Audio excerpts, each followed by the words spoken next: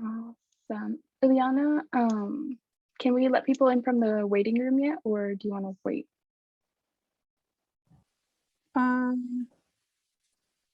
Maybe I'll just wait a little bit longer. Okay, for sure. Yeah, so be quiet.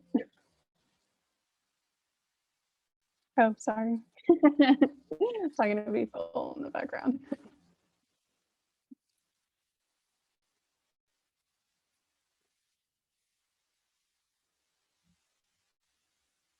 Okay. Yeah, just let me know whenever. All right. And then yeah, and we also will oh yeah, we typically start at 2:05, or we'll like let people in at 2 and then oh, like let them know we'll start at 2:05. So whatever you prefer. I'm gonna rename myself real quick on Zoom. Okay. Then I can go ahead and let them in. You can share the screen. Oh.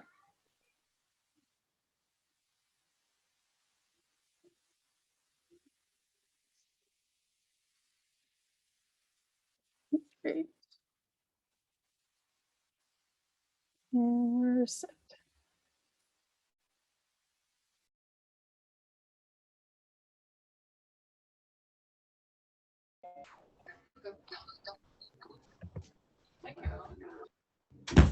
No.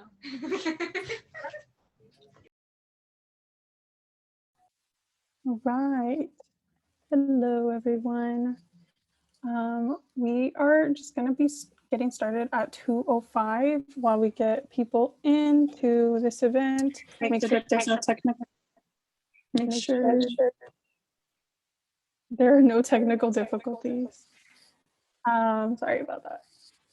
But in the meantime, you go ahead and drop in the chat where you are, what school you attend, what grade you're in, and if you've decided on what college you're going to, if you're still picking between schools.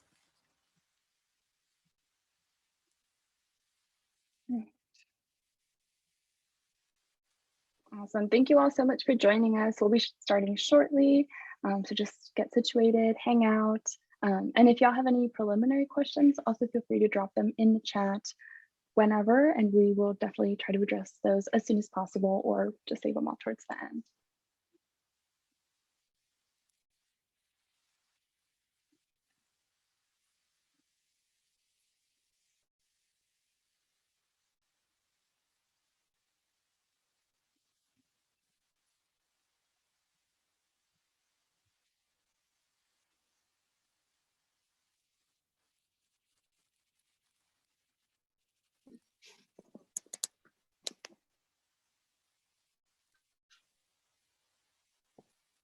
All right.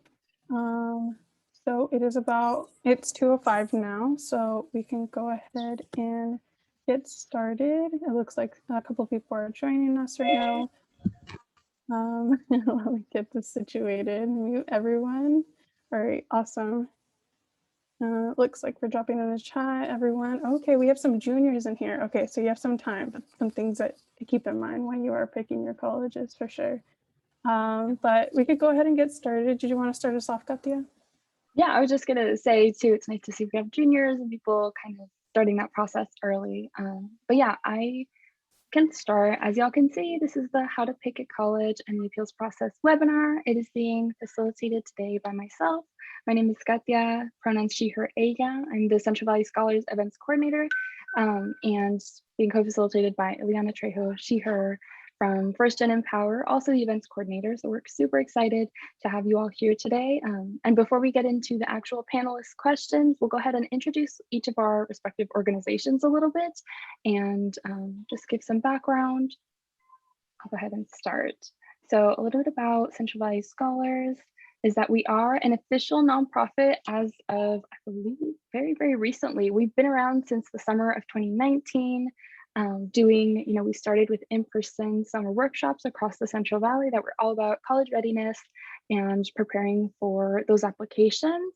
But since then, we have kind of transitioned over into trying to provide a lot more resources for early high school students and students already in their undergraduate years to continue to support a pipeline of Central Valley scholars like yourselves, or for some, I know not all of us here are from the Central Valley, but just to support students in general. So we do this through the virtual workshops like the ones that I lead. So this would be an example of a workshop that is just open to everyone. Information is relevant to big groups of people, whether you're from the Central Valley or not. So we are so happy to have everyone here.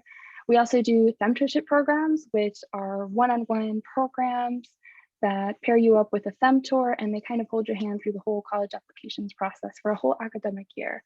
We provide femtees with laptops and anything they might need to be successful in that. And then we also offer $12,000 worth of scholarships that you can find on our website, centralvalleyscholars.org.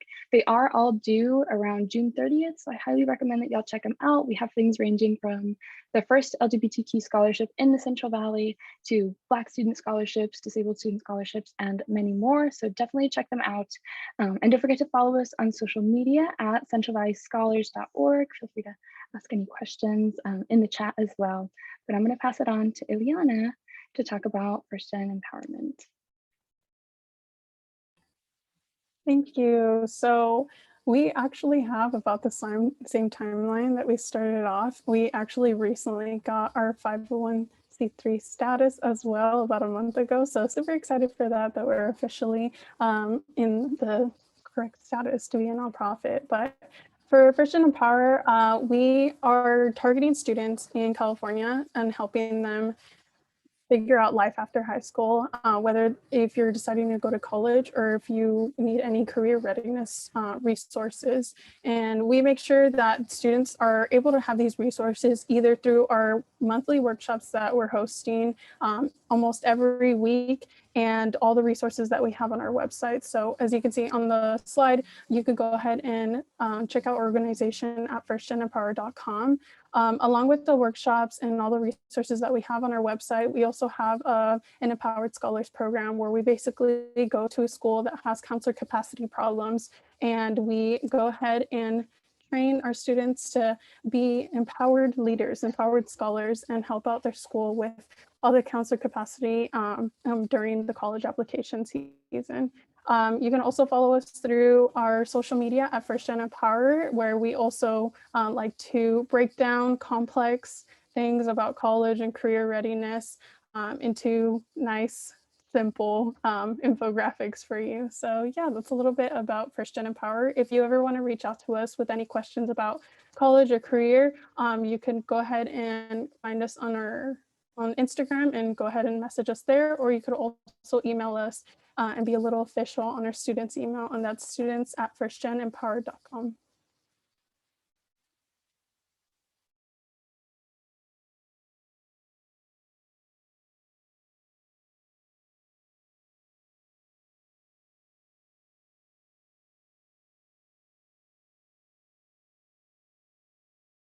Sorry, y'all, give me a second. My mouse gets lost during presentations, but now we're gonna head into a very, very quick land acknowledgement that I'll lead. This is a practice that we do during all of our public events at Central Valley Scholars. So I'll go ahead and read off this land acknowledgement to, and you'll kind of learn what it is as we read through it. So I know y'all have audio and cameras off, but for our panelists as well, if that's something you wanna do to get more comfortable in the space, that's totally fine. But I'll go ahead and read this off. So I want to take a moment to acknowledge where we are, that the earth below our feet has belonged to and been tended to by the Yokuts people for hundreds of thousands of years, and that when white settlers arrived to what we otherwise know as the United States, they enacted genocide and theft of the land, labor, and resources, attempting to wipe out indigenous communities entirely. It's important to acknowledge the land we're living on and to recognize our history and relationship to the ongoing legacy of colonization in the US, and to also recognize that the Yokuts people are still here and through resistance and resilience are still on the front line struggling for land rights, collective liberation, and an end to white supremacy. I invite you all to take a moment to think about your relationship to this land and its history, and let those who have come before us in the struggle inform us on where we're going, and so that together we can reimagine and collectively build a world where we're all free. So thank you all so much for participating in that. We'll come back into this space if you happen to close your eyes or do any of those things. And I'm gonna go ahead and pass it off to our first panelist to introduce themselves, Dominic, go ahead. Yes, hi, thank you for that, Katya. Hi, everyone. I'm so excited to be a panelist today. I'm also excited to see a lot of folks showing up for this awesome and super informative panel. So to start us off, my name is Dominic Samaniego. My pronouns are he and his, and currently I am a first-year student at California State University, Fullerton. I'm working towards earning my Bachelor of Arts in Communications and Journalism from California State University, Fullerton. And I actually first started attending CSUF in the fall of 2020. And I will be graduating with honors as part of the University Honors Program. And I am expected to graduate in the year of 2024. That's my expected graduation date. And so just a couple of accomplishments. I'm currently the program coordinator for the Honor Student Advisory Council. And essentially what I do for the Honor Student Advisory Council is I coordinate various social and academic events for students in the University Honors Program. So we host things like socials and mixers with different students in different majors. And we also host study hours and mental skills workshops for finals. And then I am an honor scholar. I have earned my seal of literacy. I earned that upon leaving high school and graduating. And I'm currently the social chairman for a social Greek fraternity on campus. The fraternity I am a part of is called Sigma Nu, so it's really exciting. So I host various social events and mixers with different sororities, and I just help coordinate different various Greek life activities for my fraternity.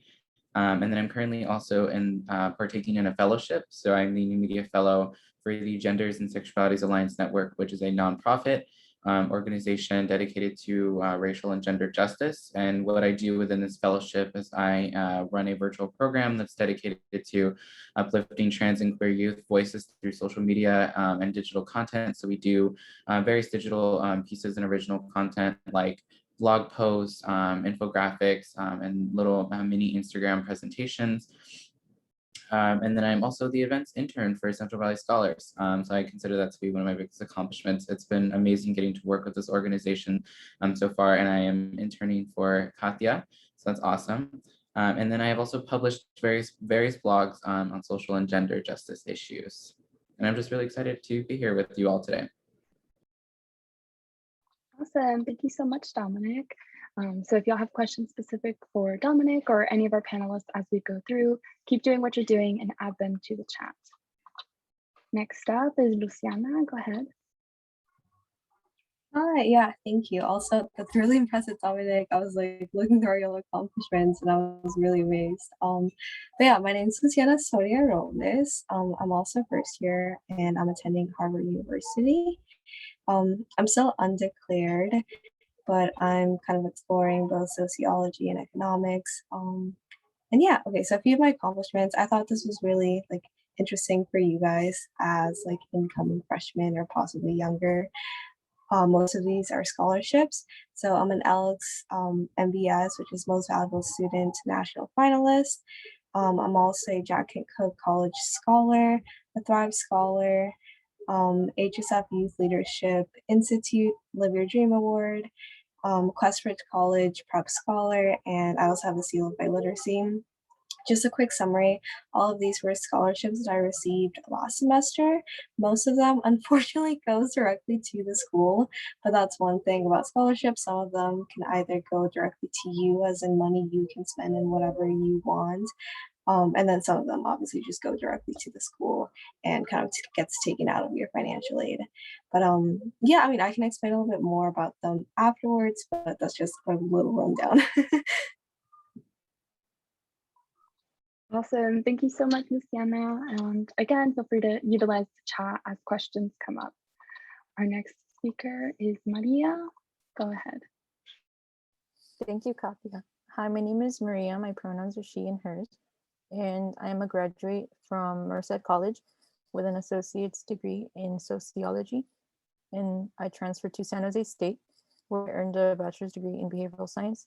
And I had honors for both of those degrees.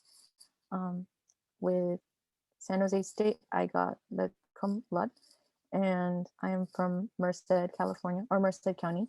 And at Merced College, I was a member of Honor Society Alpha Gamma Sigma and Phi Theta Kappa. And during my time at San Jose State, I was a student organizer and advocate for students facing housing and food insecurities through the Student Homeless Alliance.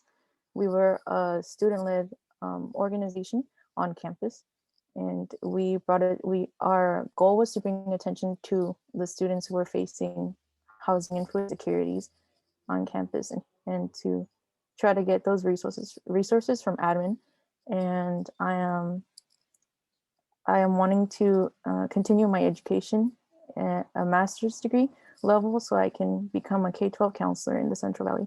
And I am currently on my second internship with Central Valley Scholars as an administrative assistant to the executive director. And my first internship, I was an ambassador. Awesome, thank you so much. We'll go ahead and move on to Tatiana. Hello, everyone. My name is Tatiana. Pronouns are she and hers. So a little bit about me. I was born and raised here in Ventura County. And so I went to school in Ventura College starting off. I went there for 3 years just because I wasn't sure on where to go to college. So I thought Ventura College would be a great choice and then just transfer out. So I got my associate's degree in natural sciences and mathematics there in 2018, and then transferred to CSU Channel Islands. And there I majored in health science. I was technically pre-nursing, but if you don't get into the program, which I'll talk about later if you guys have any questions about pre-nursing or nursing, you have to establish yourself with an actual degree, not pre-nursing. So that's why I graduated with health science this past May, actually, in the middle of the pandemic. So some accomplishments that I was able to do within my undergrad was become president of Ventura College. So we have associated students of Ventura College, and that was a really awesome experience. And also, while being president, a lot of times faculty members and other organizations in the school or whole institution invite you to be a part of other programs. So the Ventura College Foundation Board of Directors, basically our foundation gives scholarships to students. I was a recipient of a couple of those scholarships while I went to school there, and I got to be a part of the board and just get to be a part of their communities and discuss and give the viewpoint of the student, which is really awesome. Throughout my time at VC also, I was active volunteer for Food Share and Community Memorial Hospital. Also, when I transferred to CSUCI, I got to be a peer mentor, which is really awesome through our PEEP program. It stands for Peer Equity Education Programming. And so that's been a really awesome experience. And then once I graduated, I then was able to obtain my current job, which is what I'm working in at CSUCI, under the same program, the PEEP acronym that I just explained, as OLA's Outreach Specialist. We have a lot of acronyms, so if you guys have any questions about that, I can re-explain. So basically, we do a lot of the work that you guys do here, that everyone putting this event on. So basically, we just do outreach with our local community in Ventura, Oxnard, and especially with Oxnard Unified School District, just to promote a university going culture, get students to really be motivated to apply to college and explore their options in career and things like that. So that's basically what I do right now. And I'm also an active public health research assistant for a small company called DIA Initiative. And basically we utilize data to help enhance like other underserved communities that have a lot of health disparities. Awesome, thank you so much for sharing. Feel free to ask Tatiana any questions. I know there's a lot of information on this slide, so if y'all have any specific questions for these folks, whether it's about scholarships or anything else, go ahead and do that. And then Javier, go ahead. Yeah, hi everyone. My name is Javier and I go to Berkeley. I'm from Los Angeles, and I went to a charter high school, and then I went to college the year after. And then I was just figuring all right, I'm gonna try this class, I'm gonna try that class. And then so I just took a bunch of stuff. I ended up graduating from Pasadena City College with AAs in sociology and communications and social and behavioral sciences. And then from there, I transferred to Berkeley so I graduated in like spring 2018, but then got into Berkeley for like the next year. And then so here at Berkeley, I'm part of this sociology honor society called AKD. And it's like, yeah, it's just that. And then, so I'm graduating. This is my last semester here. Super happy. And yeah, some of my accomplishments, I was a writing tutor for a first gen program at my community college.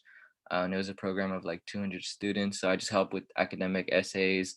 I actually help people with like their transfer applications, scholarship essays, stuff like that. I'm an ARF wide scholar, which is through the Advertising Research Foundation. So if you're into advertising or marketing or anything like that, ask me. And then I was the director for digital marketing for Firework, which is a short form video app, similar to TikTok. It's like TikTok basically. So yeah, we had like a contract with them, and then I work at the Cal Student Store. I don't work there anymore, but I worked at the Cal Student Store as like a store associate, and then I helped them just with their marketing expenses and stuff like that. And then lastly, I just have like this article on fashion influences that I wrote that I think is linked. And then yeah, that's me. Okay, awesome. Thank you so much for sharing. And then there's a couple links that our panelists included, so we will try to send those to y'all in the follow-up email so that you can just have everything in one place, or even just at the end when we're doing Q&A or additional Q&A.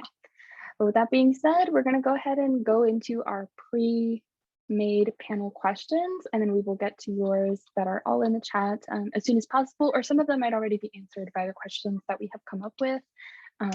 So yeah, Ileana, go ahead. We'll be pasting them in the chat as we go through. But yeah, go ahead. Thank you. Okay, so before we get started on all the insight that our panelists are going to get and go ahead and give us, I do want to give a disclaimer for all the students that are joining us today. This is advice from students that have gone through these experiences, but this is your own story, this is your own path. There may be students that just go straight to a 4-year and some students that go to a community college, maybe you take a gap year. So take these with a grain of salt and apply it to your situation. And if you have any further questions for any specific situation that any of our panelists talk about, then you can always go ahead and reach out to them. And yeah, so let's get started. I'm really excited to see all the insight that our panelists are going to be giving us on how to pick a college.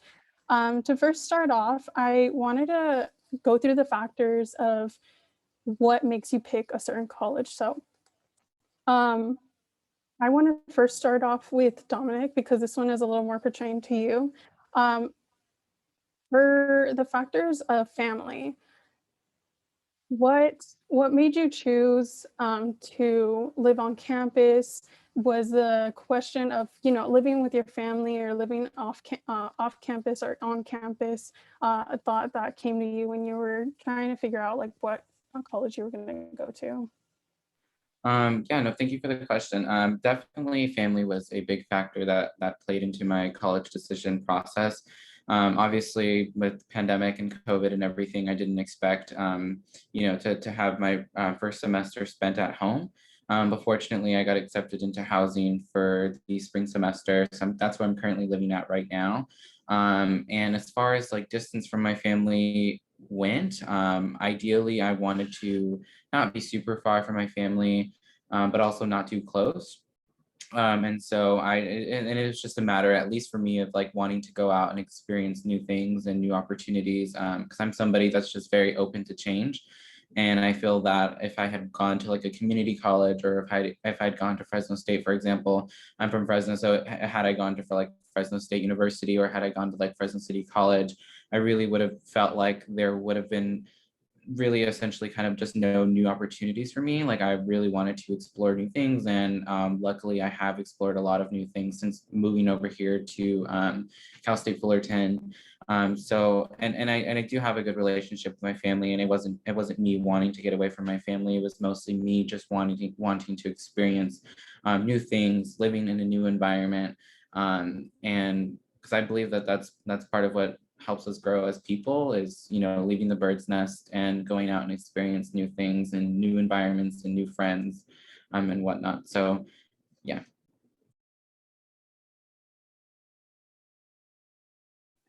Yeah, sorry, I was muted. I totally agree that, sometimes you have to go out and explore some things. So that's really cool that you were able to, step out of your boundaries and go ahead and move to a place that's a little farther from home, even though you do have like that amazing relationship with your family still. So that's really cool that you had a nice balance between there. I want to direct this back to Maria. How was the situation with deciding what college to go to and moving far away or closer to family? For me, it was a very similar situation to Dominic. My parents didn't want me to go too far, and because I was wanting after high school to go to UC Riverside or Channel Islands, and then my parents thought that was too far. It's like 4 to 6 hours from me. And so what I did was I just stayed at Merced College, where I was already going as a K-12 student. But then when I transferred, I decided to make my own decision, but I did compromise with my parents. And I said, look, I want to go somewhere that's far so I can grow more and have those opportunities for growth. Because I'm just going to be living comfortably here. I already know here. I don't know what it's like to live in a big city like San Jose, and that's ultimately where I went, to San Jose State. So it's not too close, and it's also not too far like Riverside, but they still think it's really far. And I decided to live on campus too, because there was no off-campus housing. So on the dorms, I was already on campus, and I could just get out and just walk to my classes. Yeah, I mean, that's really interesting that you guys also chose to also live on campus with this whole pandemic going on. How has that been? Like, how's it changed? Because I know there's some students that are like debating if they want to be on campus or off campus, just stay home. We're in Zoom university anyway. Yeah, so was it a decision that you made with your family? Was it something that you were like, yeah, let's just go live on campus? How was that whole situation? And it could be directed to Maria or Dominic. Yeah, I can go ahead and go first. Definitely, my first semester, I had that mindset where I was like, oh, you know, Zoom University, I might as well stay home and save money. But then I'd gone through the first semester and it was really hard trying to take classes from home. With like my family and just everything that I had like going on, like people constantly coming in and out of my household, and just like my family like being loud in the background, and I just found it really hard to study and focus on my schoolwork. So when I had the opportunity to apply for housing for this current semester, I took it and I applied, and fortunately I was able to get a spot in housing.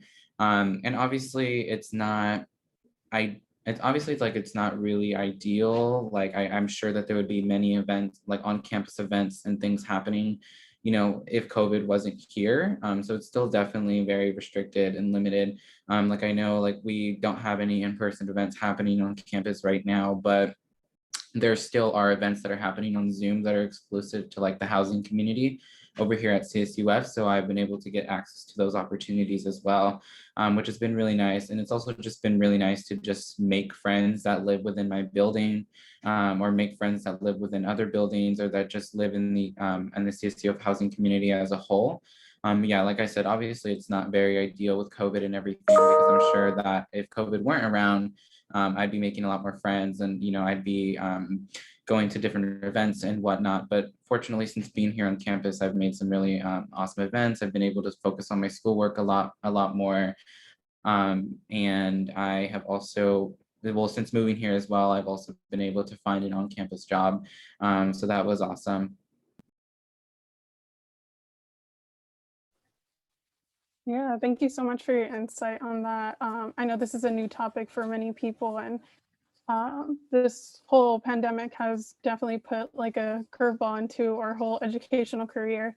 So moving away from the family aspect of it and figuring out what school works out for you for what your concentration is.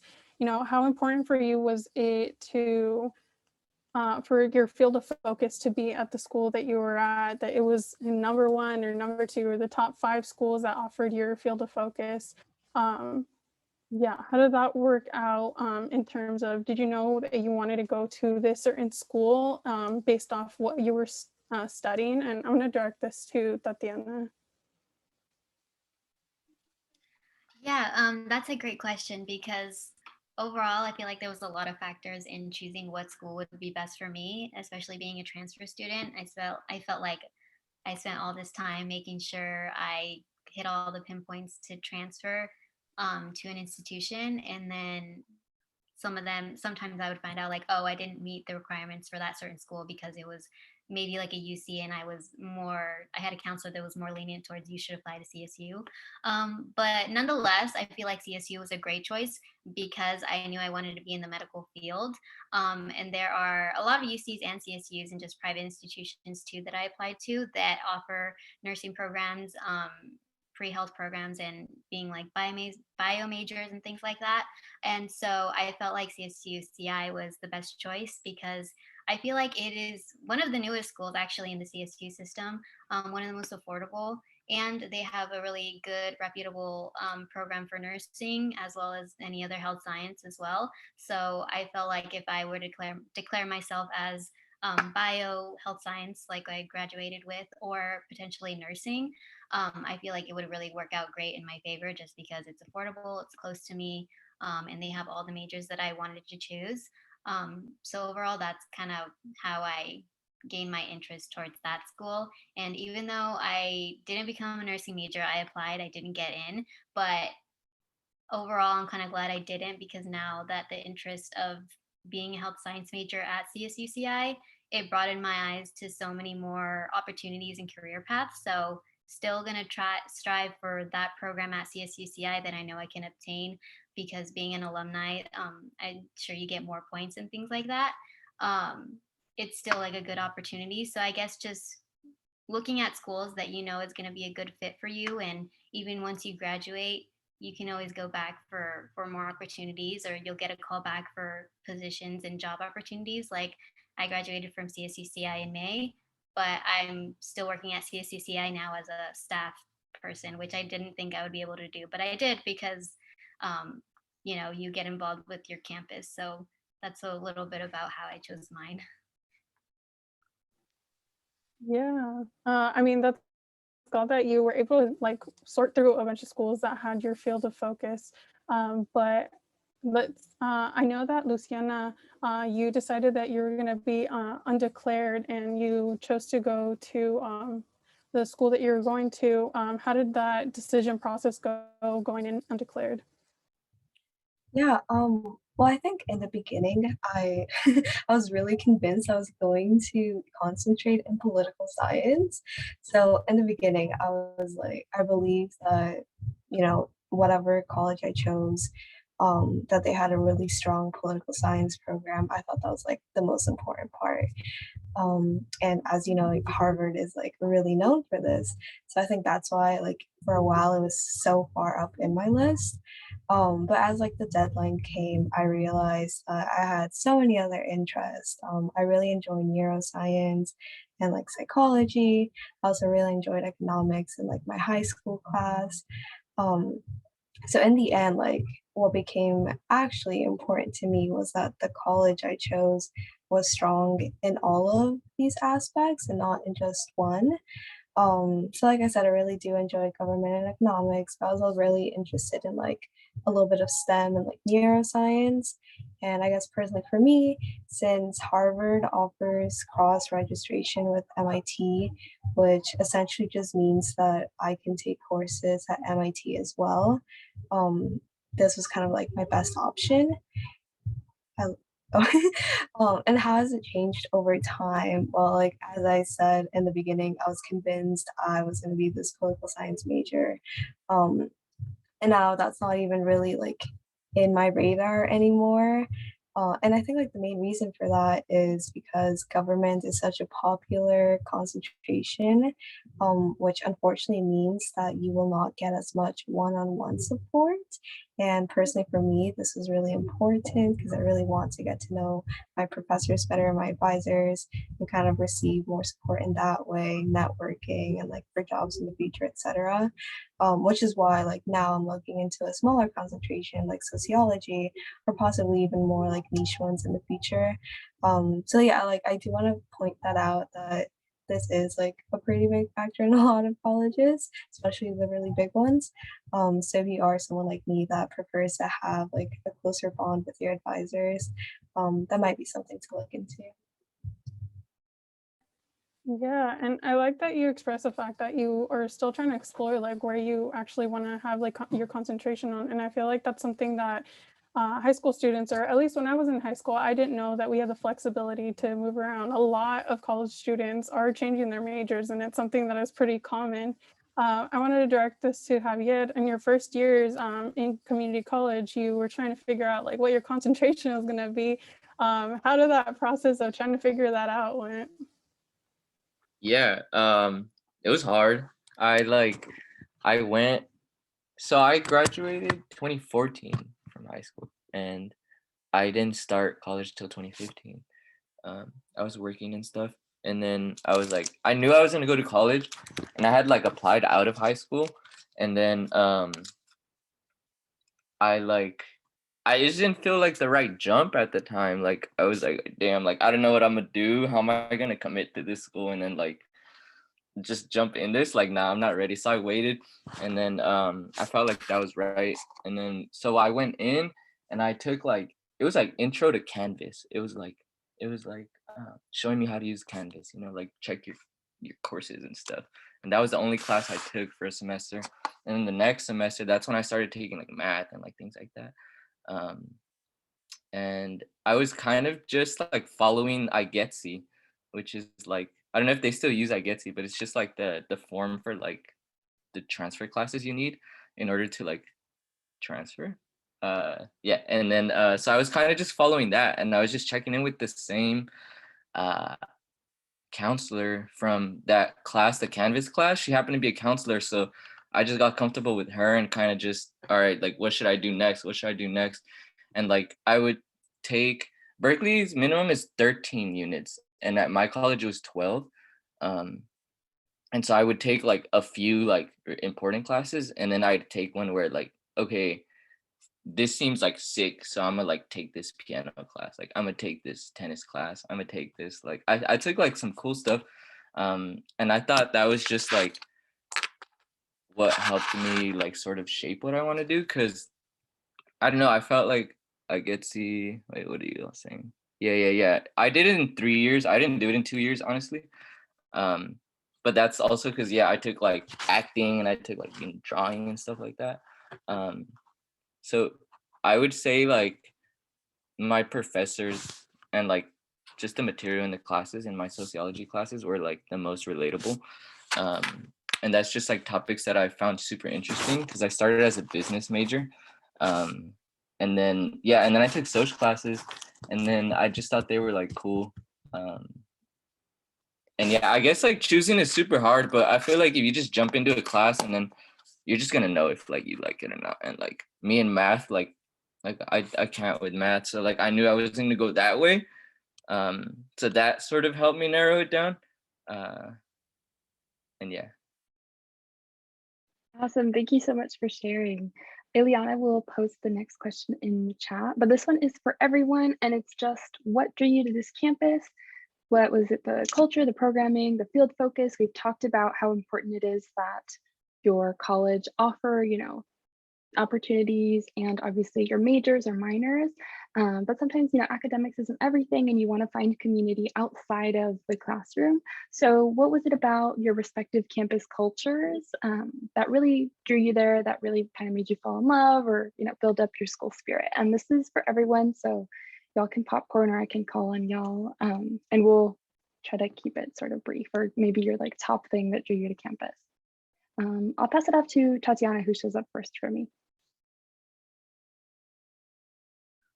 Okay, yeah. That's a great question because I actually just got a question from someone saying, how was the campus like? And just the culture of CI or CSU CI. Overall, what drew me to my campus was basically that it is relatively close to where I live. So that was an obvious factor to where I'm like, I potentially could go here.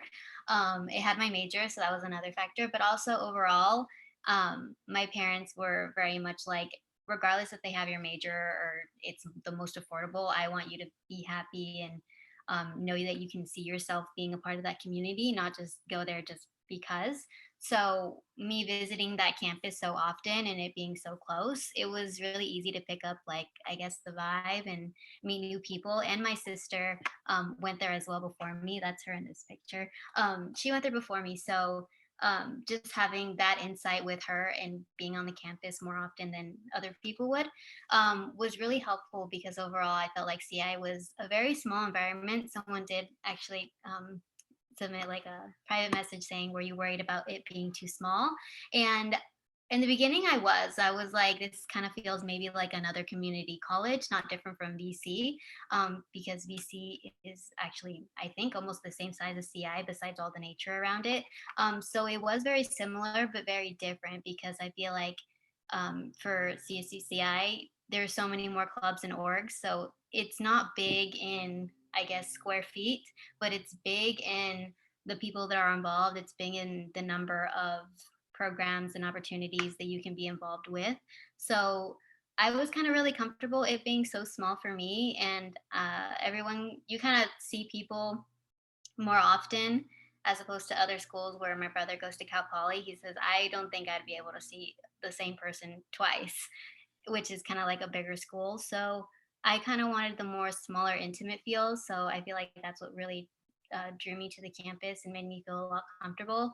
And just being a part of programs that I knew that was going to be like super welcoming. I was on the cheer team, and I'm not a sociology major, but my sister was, and she was like, no one needs to be a sociology major to be a part of the club, so you should just join. And so just being part of different clubs that has nothing to do with me, they were really welcoming. So just the small environment of it, I really enjoyed, and just being a part of nature is what I really liked about it. So yeah. Yeah, thank you, Tatiana. I'm gonna pass it off to the rest of our panelists. If you could share just your top thing or something really quickly that you really liked about the campus culture specifically. Dominic, go ahead and go next. Yeah, so one thing I really liked was when looking into the school, I was looking into the various programs and different resource centers that the school had offered. And me being a part of the LGBTQ community, it was very important to have that safe space that I could go to for some support or any services that I needed. And so once I saw that they had like an LGBTQ resource center, and the various different like workshops and like jobs that they would offer to students, and just support services was really important. And just one more another thing was finances was for sure. One thing that I do like about Cal State Fullerton is that it's one of the most affordable CSUs in the system, and also the fact that it's in SoCal. It's located in Orange County, which is relatively expensive, and Cal State Fullerton just itself is it's definitely one of the most affordable schools ever. So Awesome. Yes, thank you so much. And then next in my queue is Javier, if you want to share. Something that like drew me to the campus of like life there. Oh, let me know if anyone is having. That's a question. Oh, there you go. Yeah, I guess like I just noticed that like Berkeley was #1 for my major. So I thought that was really cool. And then I had visited with like a club to Berkeley, to like San Francisco. So we went to SF State, Davis, and then Berkeley. And I just liked Berkeley the most. I just thought it was so sick. And I felt like, I don't know, like you just walk on the campus and just feel cool. So like I thought it was really cool. And it's like Bay Area, like next to SF, like I could skate everywhere. Like, and then it's just like far from home because I'm from like East LA, so it's pretty far, and like I didn't give myself the option to like apply other places. I wanted to like get out a little bit, so yeah. Yeah, that's super fair. And I think a lot of people share similar sentiments. So thank you for sharing. Luciana, do you want to go next? And then Maria, you can just go right afterwards. Yeah, so I agree with what everyone said. Location was a big one for me. Boston. I mean, Harvard is in Boston, which is like fairly close to the city, but also far away enough. So there's not too much traffic. Financial aid was also like a really big one because of, their really big endowment. They were able to give me a lot of financial aid, which is what I really needed at the time and will still do. But one thing I think that's like a little different, and this is very personal, but I tend to be very lazy and I procrastinate a lot. And I actually enjoyed the fact that it had a kind of competitive culture, not in a negative sense, but seeing how much like other students did kind of really made me realize that I can push myself more. It can go both ways. I know a lot of people also enjoy having a more relaxed environment so you choose what to do at your own time, but personally for me I kind of needed that push, otherwise I know that I may not be doing as many things as like I could possibly do or like not reach my potential. But yeah. Awesome. Thank you. Oh, go ahead, Maria.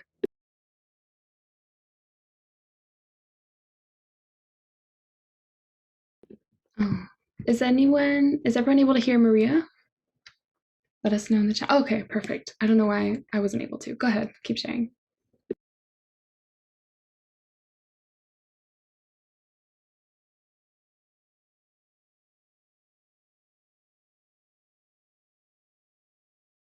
Like a list of like really good schools for computer science majors. And so that's when I was really considering that school.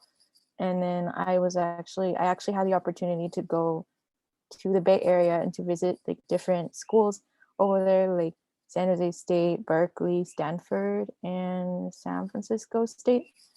And when I went, I don't know, something about it just spoke to me, like the monuments. It was just, I mean, it is a compacted school, but it's really nice. It has its nice points. And I don't know, I just really wanted to get out of the valley and to go somewhere that was far, but not too far, And when I got there, I really liked like the touches of history with the monuments, like the I forget what it's called, like the Cesar Chavez Plaza. There's just a lot of little different things, like a lot of like it has a lot of community organizing, and that's what I really liked and what I really enjoyed from it. And I actually had like some part of that. I don't know, it was just a great opportunity. Yeah, that's awesome. Super happy to hear everyone's kind of different reasons for choosing those universities over others. Sort of a follow-up question that is very similar, but a little bit different. And Ileana will paste this in the chat. But were there any student resources that you searched up beforehand that helped you decide where to go?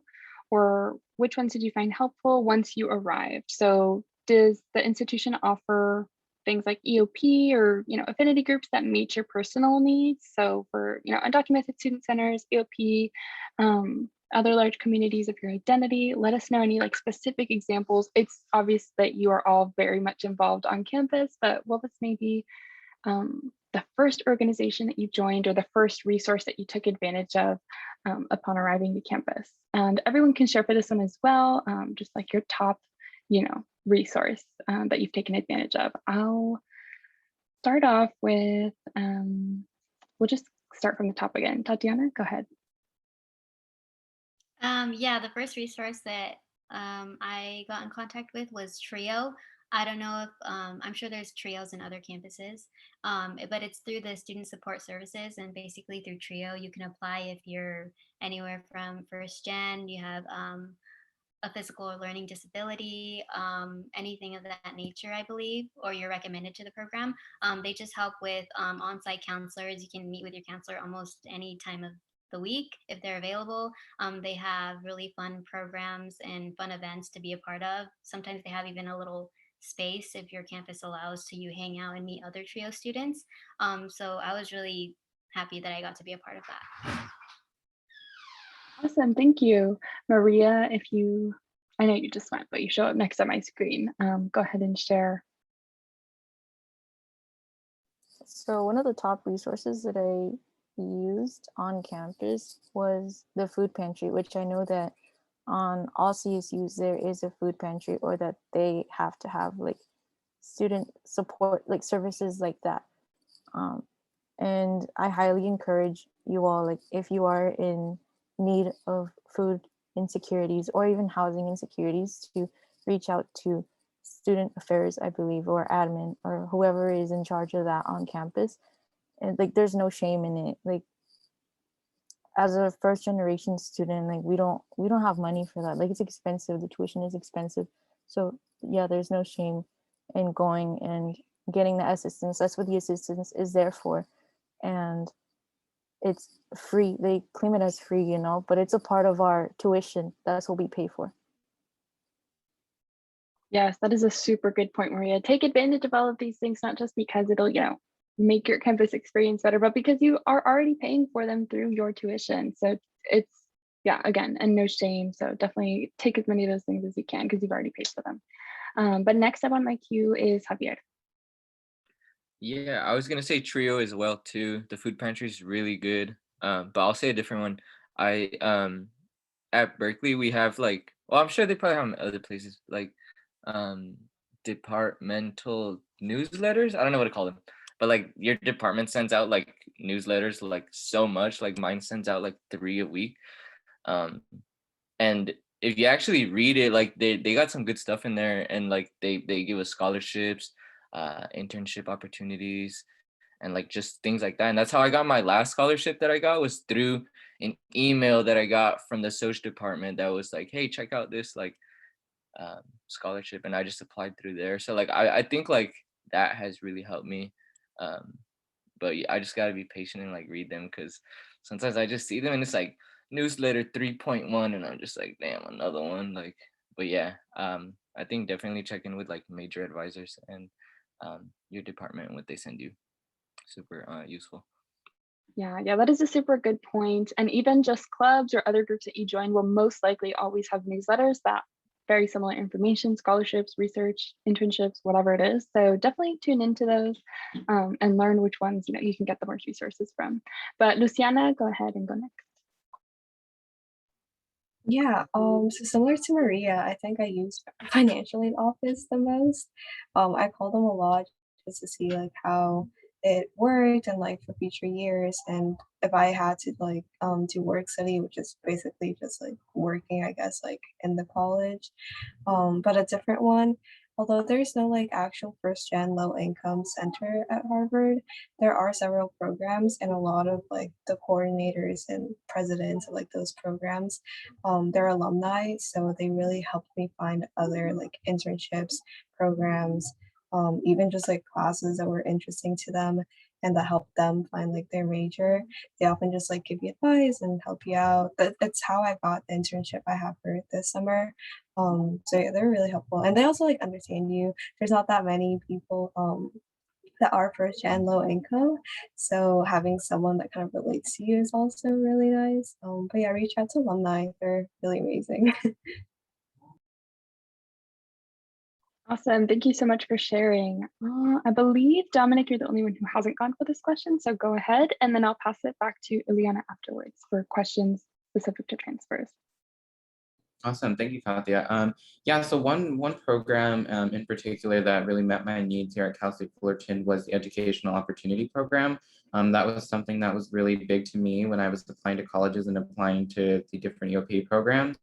And if you don't know what EOP is, it's basically just a program that offers financial assistance, mentorship programs for first generation students or students that come from educationally disadvantaged backgrounds. And so that was really big for me. And I know that EOP is one of the resources that I've used a lot since attending school over here in Cal State Fullerton. And it's really helpful because I get assigned a counselor. And essentially he serves as my counselor for the entirety of the 4 years that I am here at Cal State Fullerton. And it's just really useful because I get to have one-on-one time with his counselor, and I get to talk about all sorts of things, whether it's finances, academics, or just any personal need that I may have, or if I just want to go to my counselor and talk about some personal things with him. I know that I have that resource available to me. And it's just been, I found it really I found it really helpful in figuring out what classes I want to take for each semester. And so like every time like I think about what classes I want to take, I kind of create a schedule, and then I meet with my EOP counselor, and he kind of just goes over it with me, talks about my general education requirements.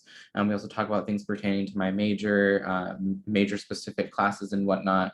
And it just really helps me get to that whole stressful process of registering for classes and whatnot. So EOP is definitely one program that I would recommend you all look into. Yeah, Thank you so much, many Dominic. Oh, go ahead, Eliana. Thank you to everyone that was talking about all the student resources. This is something super important to look into. When I was in high school, this wasn't something that was explicitly told to me to go look further into these student resources and clubs and all these things that help me just identify myself a little bit better within my college institution. So lots of great resources that you should use, because this is stuff that you actually paying for. It's not just your tuition, you're not just paying for the class and for the professor to speak to you. You're paying for the food pantry, you're paying for the EOP programs, you're paying for all this stuff. So please take advantage of it.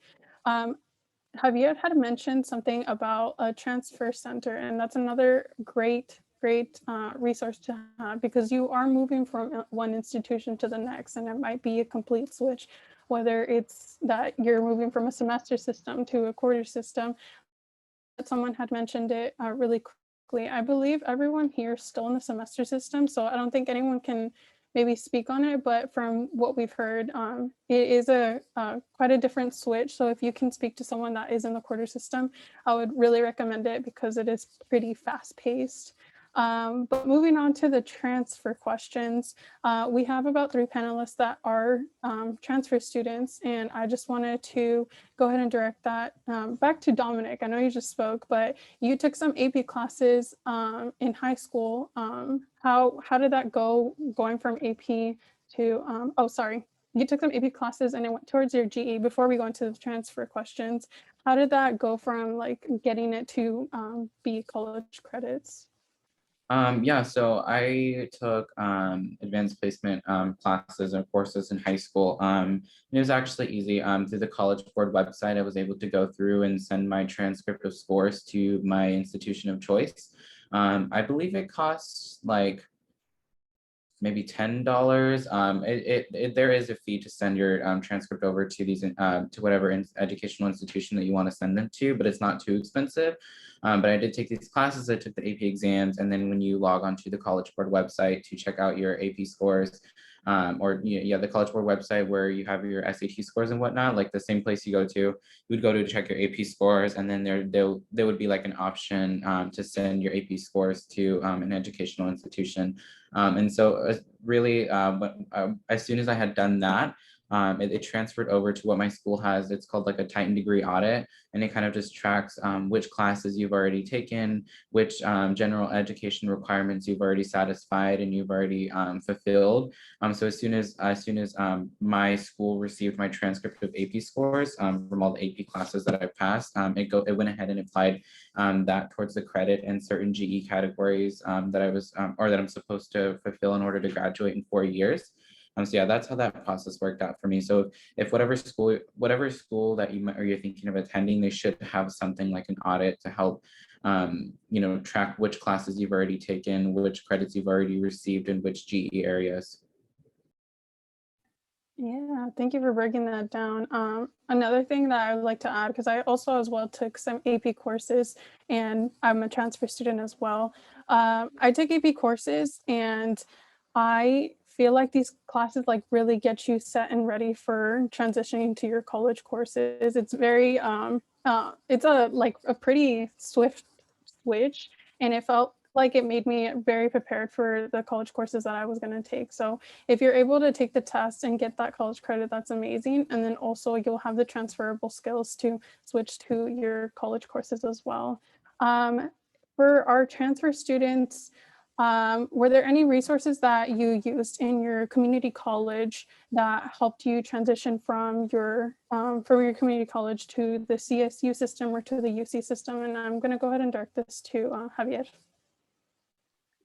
Yeah, I was part of a trio program called Program for Academic Support Services at my community college. And so that's the program where I tutored English at, and they had personalized counselors that like knew who I was. So it was the same counselors every time versus at my college, like you can go to the main office thing and then like get a random counselor and like you kind of have to like pitch them your story every time. Um, and like that can get like tedious and just like, damn, I got to tell this person, okay, I want to transfer here, this, blah, blah, blah, versus like going to like a program where like the counselor knows you. It just makes it easier. So I really used that resource. And I did not get into EOP at my CC, which I thought was random, but like I applied 3 times and never got in. So I wasn't able to use EOP. But I think Trio was the main one. And then I was also a Puente student. I don't know if they have Puente where any of y'all are at, but Puente is like this first gen program where like they help you with math and English. And then, yeah, I don't know much about it, but like, yeah, they just helped me a lot because they're the ones that took me on like the field trips to Berkeley and stuff. And what else did they give me? They, yeah, they just like, we had field trips to like universities, which like, I don't know, I just needed that because I had never been anywhere. I still never been on an airplane. Like I never been anywhere. So like actually going to the places is just like so crazy to like, oh damn, like this is SF. Like, yeah, it's just cool. So yeah. Yeah, that's really cool that you're able to find these resources in community college to help you go ahead and transfer to your 4-year institution. Maria and Tatiana, did you have any similar experiences or an additional resource that Javier didn't mention? Yeah, so there's this website called Assist that you can use to check if classes transfer, and well, not only if they transfer, but also if they articulate, which means that a community college and another educational institute, that if you take this class in a community college, that it would count as that same class at the other institution. And because if it transfers, you still get the credit, but it just shows up as an elective or something like that.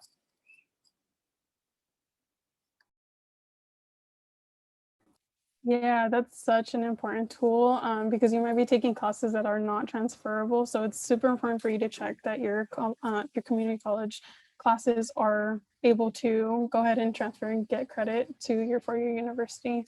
Tatiana, did you have anything to add to that? Specific programs, no, I didn't really use anything I knew about on campus because I didn't get accepted into like our trio or EOPS program at my community college either, which was weird. But a tip, if you guys don't have an extra program that you were accepted to or to lean on, I think just going into the regular counseling office, I was scared about getting different counselors every single time and having to pitch your story like you mentioned. But I did meet 2 counselors, and out of the 2, I really enjoyed one. And so I just asked if I can be scheduled with her on not a daily basis, but a monthly or bi-monthly basis if she has the availability. And she was like, yeah, I'm down. So I think just being open and asking about the counselor's availability, and if I can only meet with you, they should be okay with it. I'm not sure if it's for every school, but I think just letting that know, it'll work. Yeah, that's super important to mention as well. Use your counselors. I feel like in community college, it's a smaller community, so you're able to go ahead and just maybe even go in for a walk-in and ask them for any advice on what courses you should be taking, what IGETC classes are going to be able to get you to your 4-year university that you're planning to go to. This is one last question to our transfers. And this is kind of a broad one, and I know everyone has a different story behind it, but for those who took this path, what made you believe this is a path that you should take instead of going through the traditional 4-year route? We could start with Maria. Well, mostly it was, I went to Merced College because it was local and my parents didn't want me to go anywhere else. That was too far. And I was just like, you know what, I'll just stay there. I'm already a student there because I was a K-12 student. And by the time I graduated high school, I already had like 27 units. So I was like, might as well, I should just finish here. And so Wait, what was the question? What should you consider community college? Oh, I knew that it was just going to be temporary and that at some point I would be transferring elsewhere. And then also I wanted to bring up that there are different types of transfers too. Like there's lower division transfer, where if you do your golden four for CSUs, this is for CSUs. I don't know about UCs, but if you do your golden four, which is math, communications, English, it's 2 English classes, I think. And then you can transfer to lower division. And then there's technically 2 upper division transfers. There's the one where you get 60 units and then you can transfer. Then there's also the ADT, which is the associate's degree for transfer. So while you're earning your 60 degrees, you also earn an associate's and you get guaranteed junior status when you transfer to a CSU. Yeah, that's a very big factor to take this route as well. Family-wise, that was the reason why I went through this path as well. My family also didn't want me leaving yet, but yeah. Tatiana, did you want to go ahead and chime in on this? Yeah, so for my community college, or the community college that I went to, Ventura College, I wasn't sure in high school on where I would end up or if I should even apply for a 4-year institution because I didn't want it to be too expensive for my parents.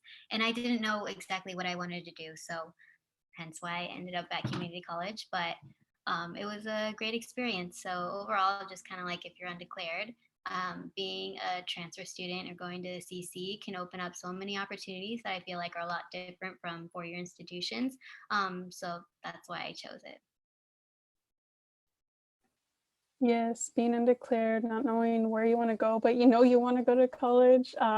That's a very good route to take. I myself, I thought I knew what path I wanted to take, and I started taking some classes like Javier, going in between concentrations, trying to figure out like what I really wanted to do. And it's a great time to, find a cheaper alternative, because if you're in California, there's a California Promise Grant where you're granted 2 free years of college if you're a first-time college student. So that's a very good resource to have, especially if finances is a problem for you. So if you're able to go to community college and figure out what you want to do, it's a great route for you to take. Javier, for you, what made you go through this route of community college?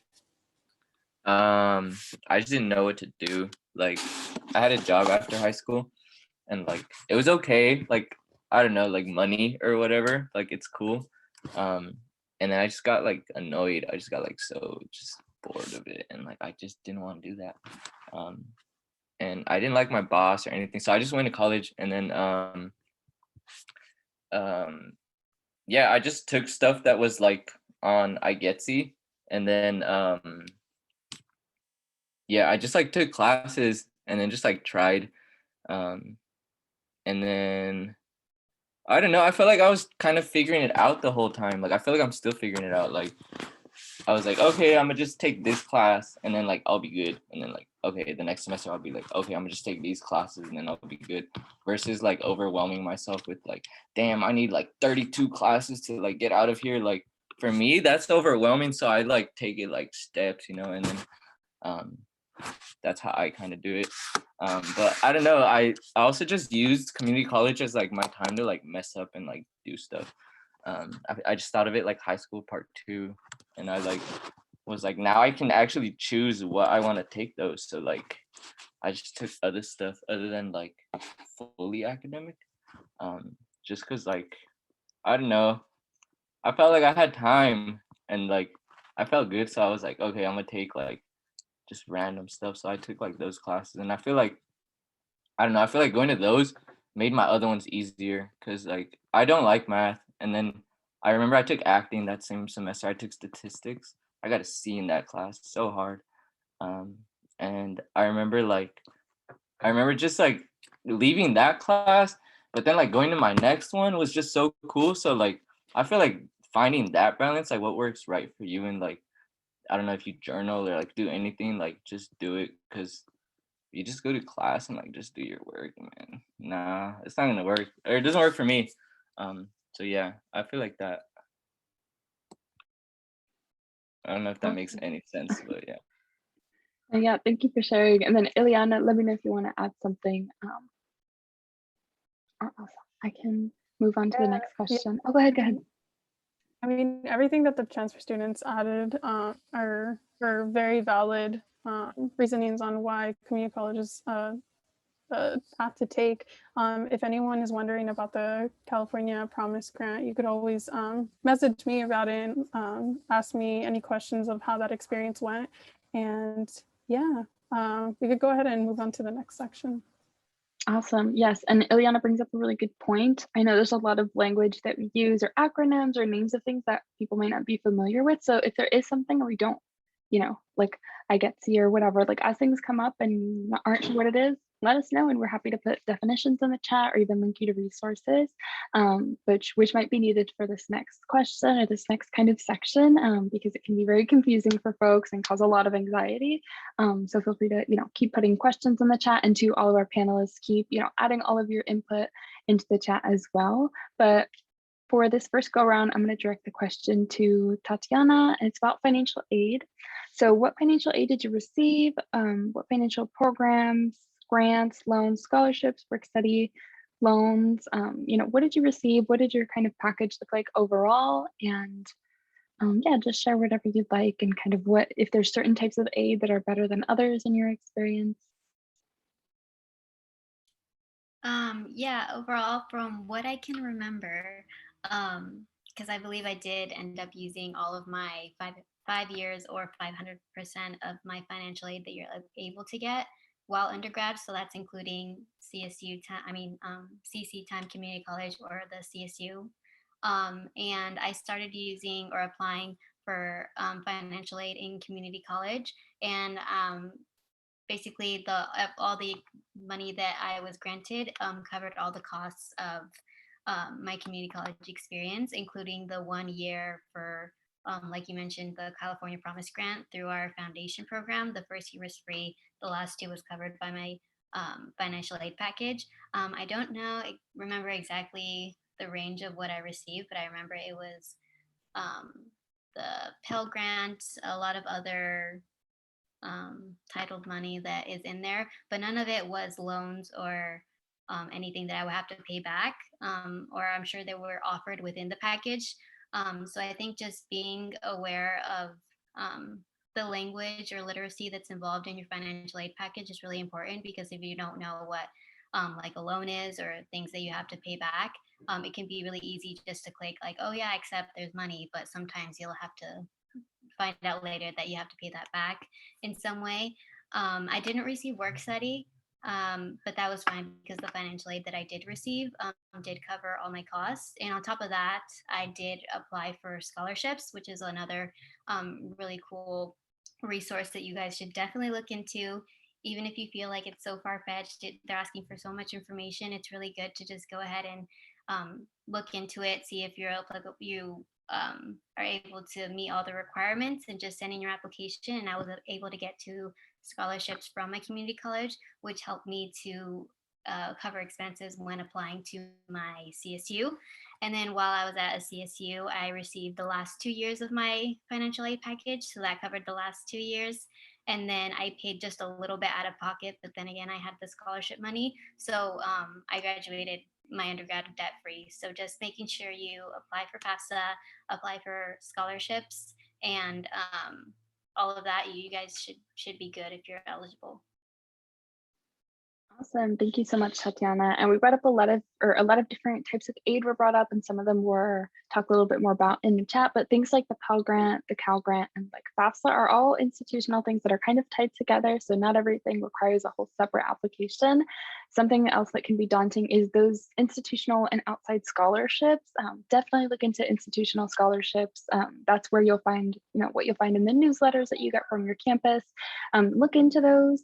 It might, decrease the size of the selection pool if it's just from one university, whereas private scholarships might be looking at people who have applied from all kinds of universities and all kinds of areas, maybe across the country. But also local scholarships are a great bet as well.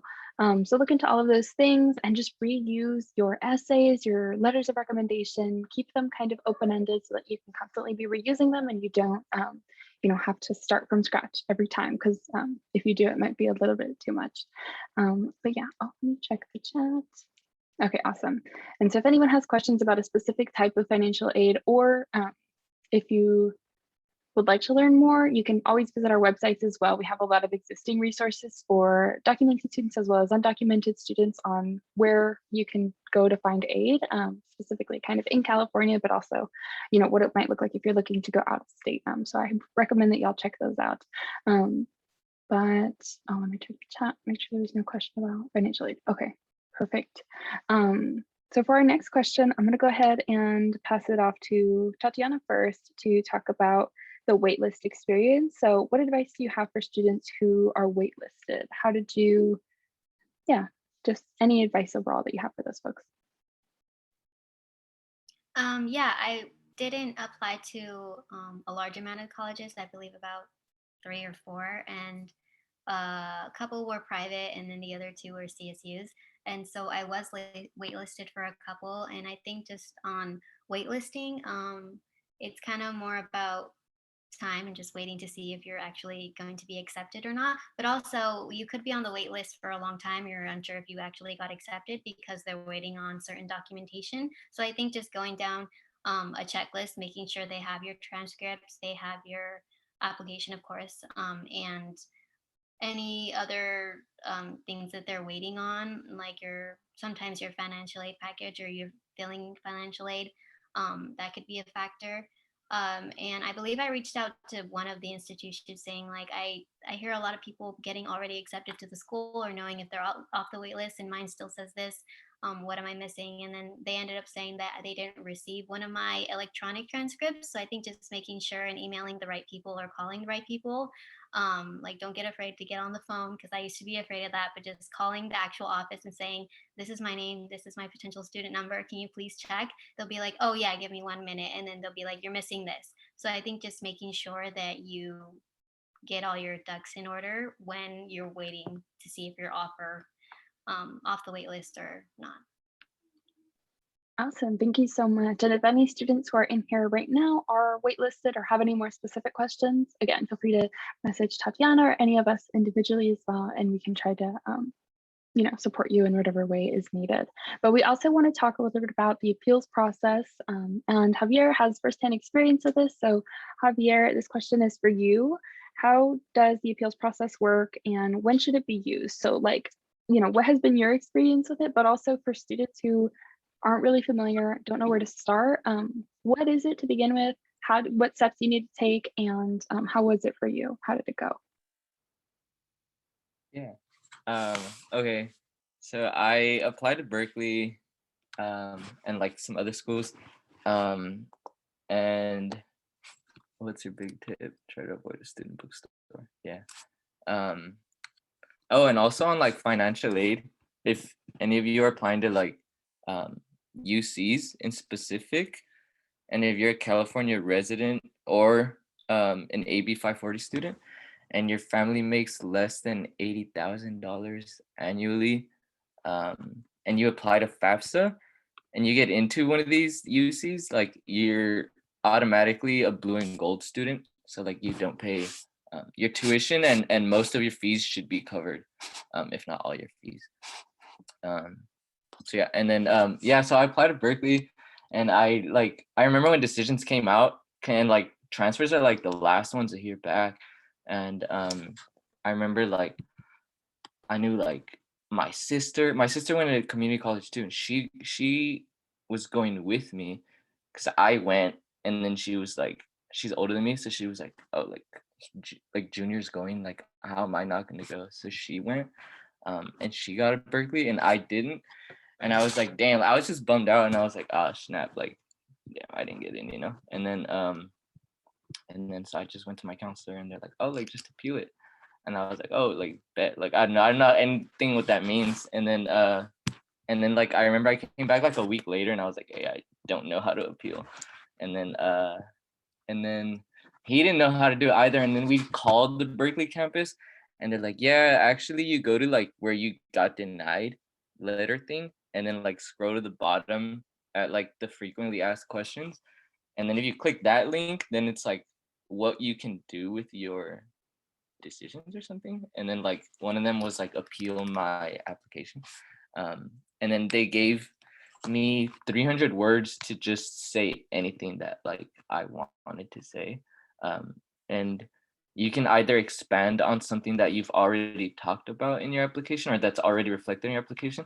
But what I chose to do is I just chose to like, I don't know, I felt like my personal insight questions were like pretty good. Like, okay, I wrote them like a lot, like I got them checked out by like a ton of people and like I really worked on them.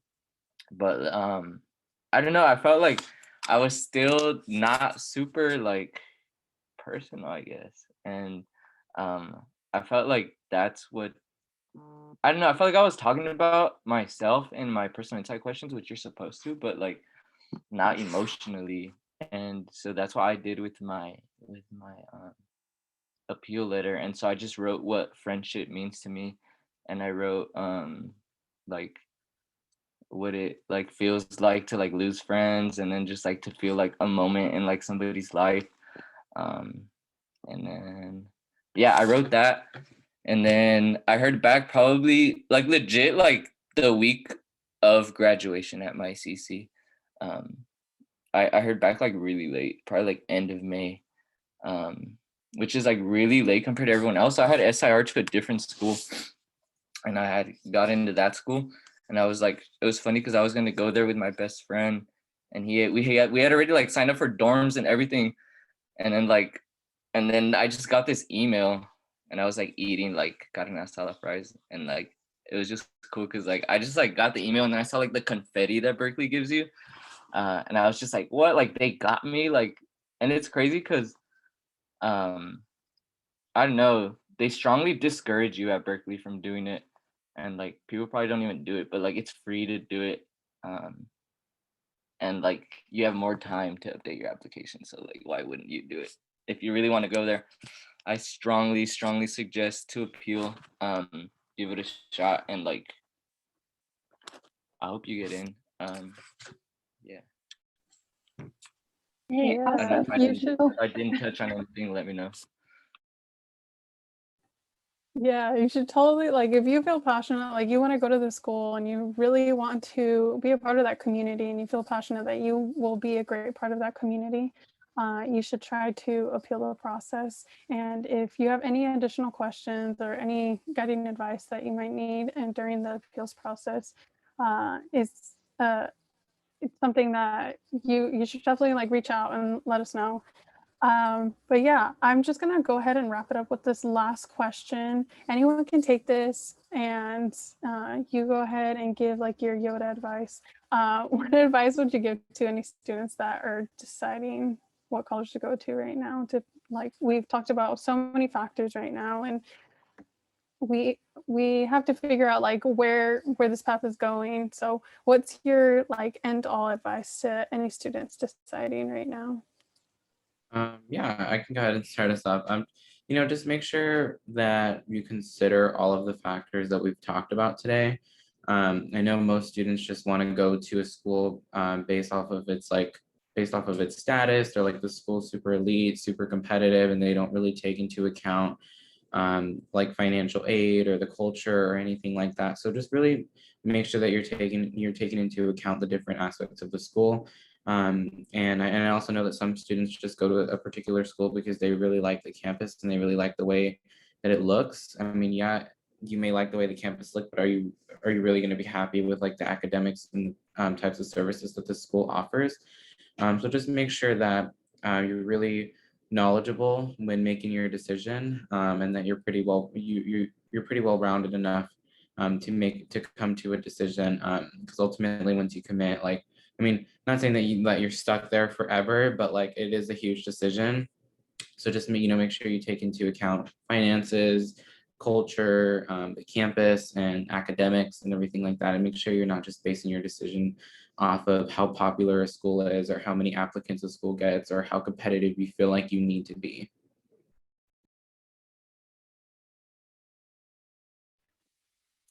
Yeah, that's really great advice. And you're right, or you're not going to stay there forever, but it's you're going to be staying there for part of your youth. And yeah, do we have any other advice from any of our other panelists? Or do I have to call you out? Just really quickly, just to like echo what he said, do what feels most comfortable for you. You're gonna get like a great education absolutely everywhere. So it kind of just depends on what you make of it. Reach out to people, always like take advantage of the resources you have. But make sure you feel comfortable at whatever college you choose, because if you don't, then like you'll only be like stopping yourself. So just do what's best for you and at this time. Yeah.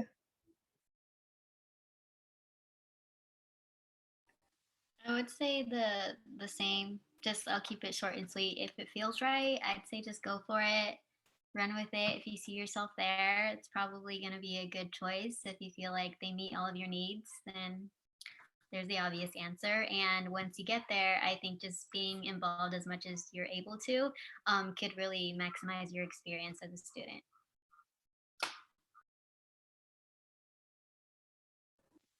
That's a good one to have.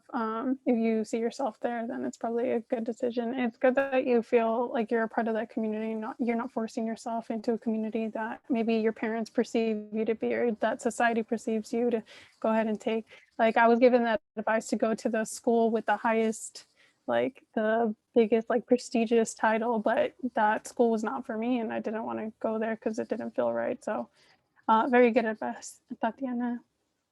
Anyone else?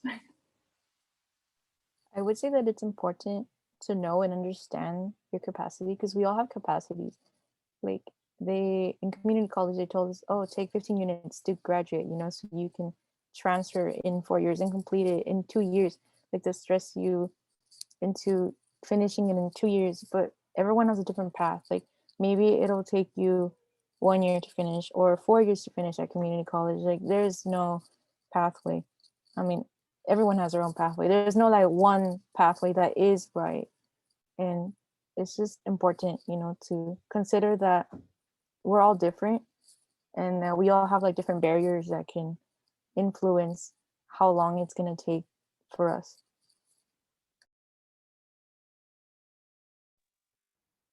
Yeah, super true. I agree with everything everyone is saying. I think yeah, you can get a good education anywhere. My advice would be like, just don't like lie to yourself. Like, if you want to go there, like you should go there, and like don't let location be like a thing that's like gonna stop you. I didn't give myself that option when I applied. I remember like I grew up like right next to Cal State Los Angeles, and I just refused to apply there because I was like, how am I gonna live in the same spot again? Like, nah. So I just didn't apply there, or like Northridge, like close schools. So yeah, I knew I wasn't gonna go there, so why was I gonna waste an application there? So I applied to different places, and yeah, that's what I would say is just like, just don't stop yourself from stuff. Like if you have a low GPA, like I had a low GPA, and like it's okay. And so like, I don't know, don't like, people are always like, oh my God, like I need a 3.6 to get into Berkeley or like something like that. And it's like, I didn't have a 3.6. Like I had a really low GPA, and like it turned out okay for the most part. So like, don't let that stop you from like putting that application there. If you think like, oh, my GPA is low or something, like, I don't know. I feel like if you just explain yourself really well in like your insight questions, and like you can just like, I don't know, I feel like you know yourself to like know where you want to be. And like, yeah, that's what I did. I kind of just like, I know my parents wanted me to stay local, and I was just like, nah, ma, like I'm not. I'm sorry, but like I'm not. And I know that's a really hard conversation to have too, with your parents. But yeah, I would just say like that. I just be blabbing, but yeah.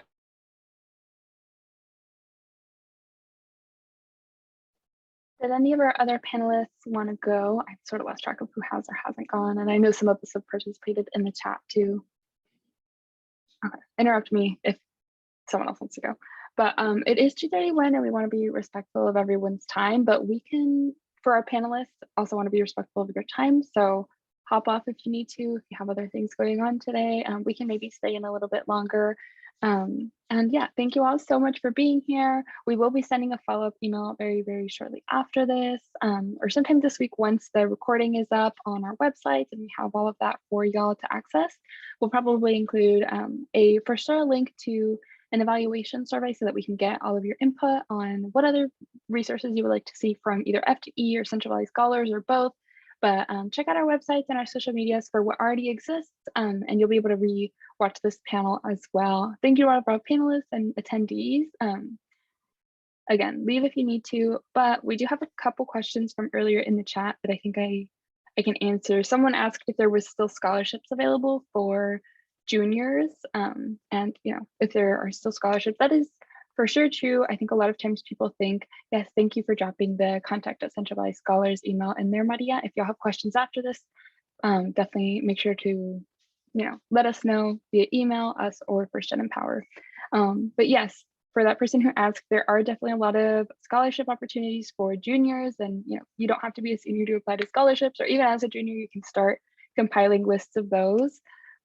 So if any of our panelists have a specific scholarship or have experience applying to them as a junior, let us know. But another question that was asked was if you have to be first gen to go to college. You don't have to. There will be hopefully some resources specific to first gen students when you get to college, but you absolutely don't have to be first generation to go. Yeah, and then Ileana, let me know if there's other questions you saw in the chat that we might have missed, or for the folks who are still in here, let us know if there was a question that we missed that you would really like to see answered. I just want to add for anyone that may be undocumented, documented, or AB 540 status, at First Gen Empower, we have a lot of people within our team that are of that status. And if you need any help or any guidance on how to navigate college, whether that's finances, whether that's resources, or seeking jobs, please contact us. I'll also drop it in the chat if you have any questions. If you're not undocumented yourself, then and you know someone or you have a friend that's undocumented, please refer them to our resources. We have a lot of focus on undocumented students in California. So yeah. Awesome. It looks like there's no more questions in the chat and people are dropping off. So thank you all so much for being here. Thank you, Liana, and everyone from FGE for collaborating with us, and all of our panelists for being able to make it and sharing all of your awesome input. Oh, perfect. So Ileana just dropped their email in there as well. Screenshot them, save them, do whatever you want with them, and just keep them handy if any questions come up for you all. Oh, let me double check the chat. Yes, thank you all. And yeah, we are good to log off here. Thank you all.